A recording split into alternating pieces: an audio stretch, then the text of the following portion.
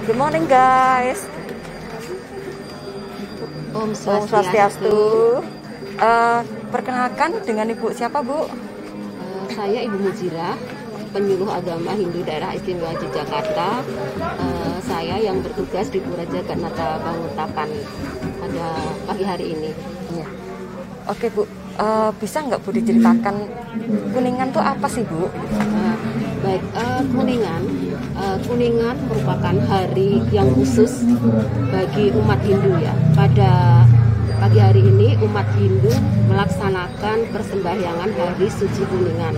Nah, pada Hari Suci Kuningan ini umat Hindu melakukan pemujaan terhadap Tuhan Ida Sang Yang Diwasa, para dewata dan para pitara atau para leluhur. Kalau menurut kalender Saka nih Bu, Kuningan itu jatuhnya tahun ini kapan sih? Nah, bertepatan pada hari ini hari Sabtu ya.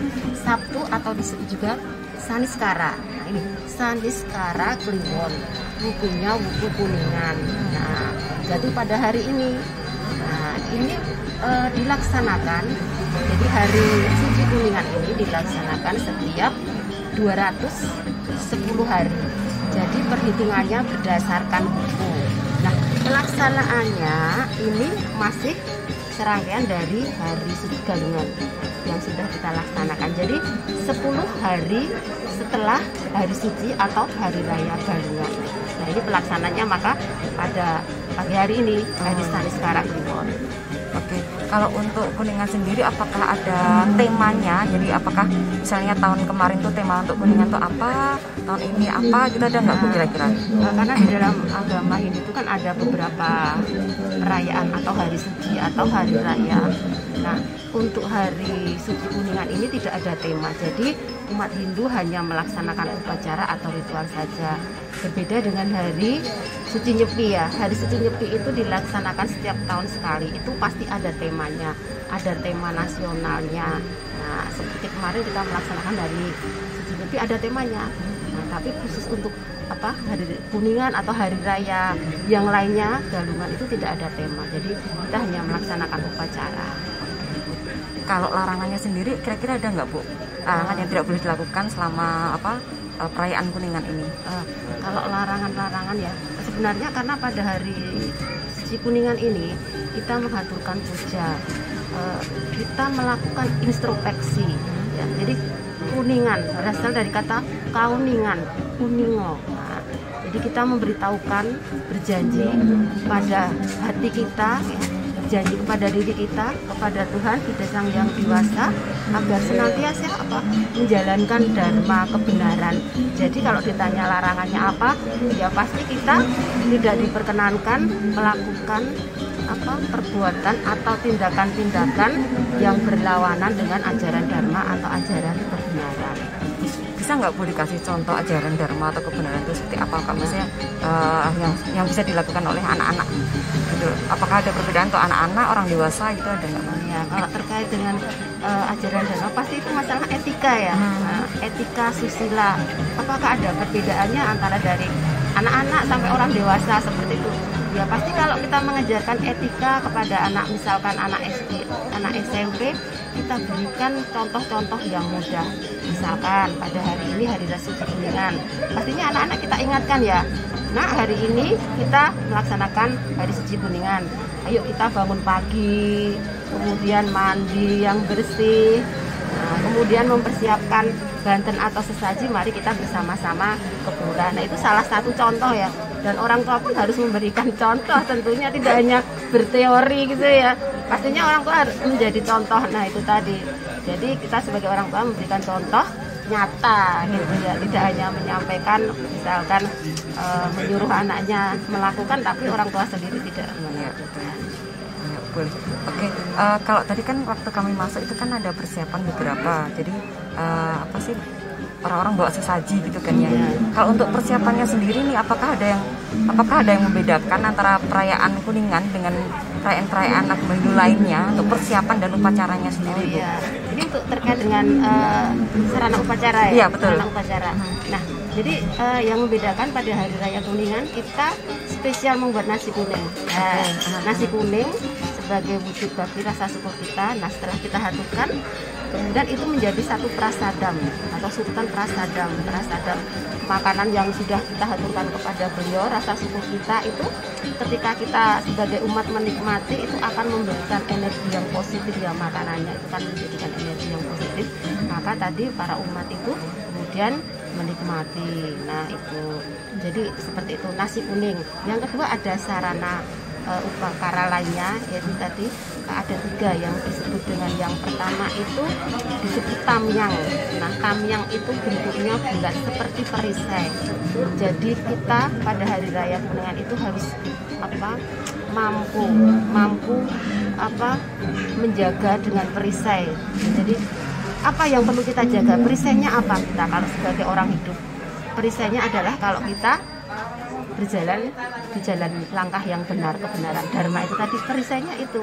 Nah, kemudian yang kedua itu ter itu bentuknya seperti senjata panah. Senjata kita apa? Panah kita apa? Senjata kita itu apa kalau kita mau melawan adharma, ketidakbenaran adalah kesucian pikiran. Nah, jadi sebenarnya itu disebut ter.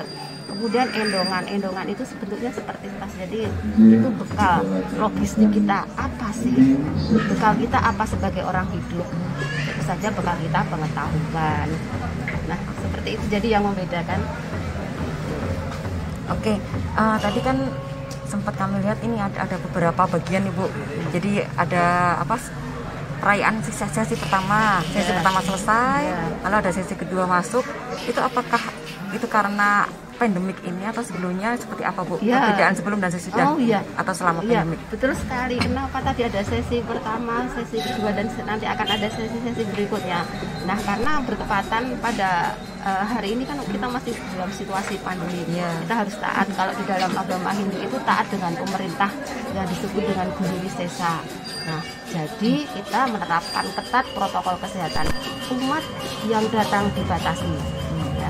Untuk di dalam itu dibatasi, menjaga jarak.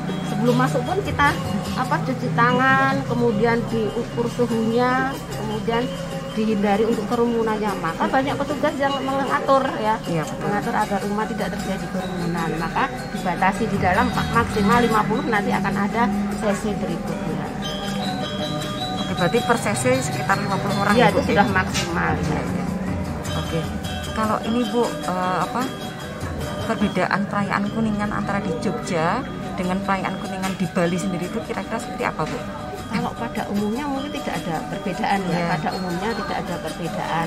Tapi mungkin di Bali itu ada beberapa daerah yang punya tradisi tertentu ya. Ini saya juga hanya membaca karena kebetulan saya dari Jawa. Itu di daerah Tabanan itu ada setelah umat melaksanakan persembahyangan itu, kemudian karena pada hari suci Kuningan ini para leluhur, para pitara itu kan turun ya, istilahnya menengok turunannya. Kemudian umat di sana itu istilahnya menghaturkan dengan melempar uang. Nah, sebenarnya seperti itu ada tradisi di Tabanan seperti itu ada. Itu ada maknanya sendiri nggak Bu dengan melempar uang itu apa gitu? Mungkin ya istilahnya buat bekal karena akan kembali lagi kan nanti setelah jam 12 para dewasa akan kembali lagi ke alam surga gitu kan. Betul. Para keturunannya memberikan bekal gitu. Ini itu bekal. Selain itu juga mengucapkan rasa syukur kita gitu. Nah, itu di Bali ada tradisi itu. Kenapa kok di sini nggak dilakukan seperti itu Bu? Ya, kalau tradisi maka di dalam ajaran agama Hindu desa Kalapatra tidak bisa disamakan. Nah, itu sudah tradisi di sana masing-masing ya. Gitu.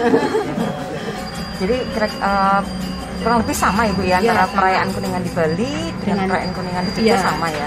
Oke. Kalau pesan untuk perayaan Kuningan sendiri itu apa sih Bu? Ada nggak pesannya itu yang membedakan misalnya perayaan yang Galungan sama Kuningan ini apa? Ada pesan tertentu nggak yang ingin disampaikan oleh umat Hindu kepada semua umat di dunia ini? Iya, baik. Jadi pesan pada hari suci Kuningan, karena pada hari suci Galungan kita umat Hindu sudah memenangkan dharma, ya, memenangkan dharma dari adharma.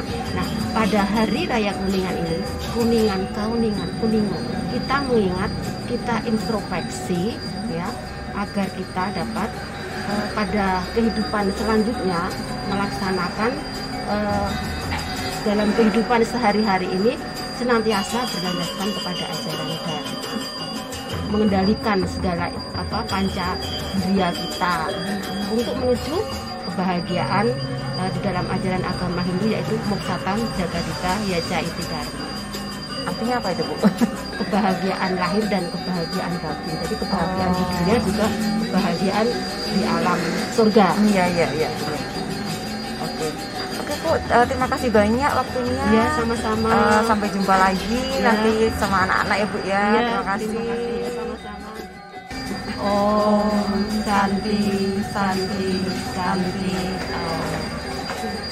Bye bye.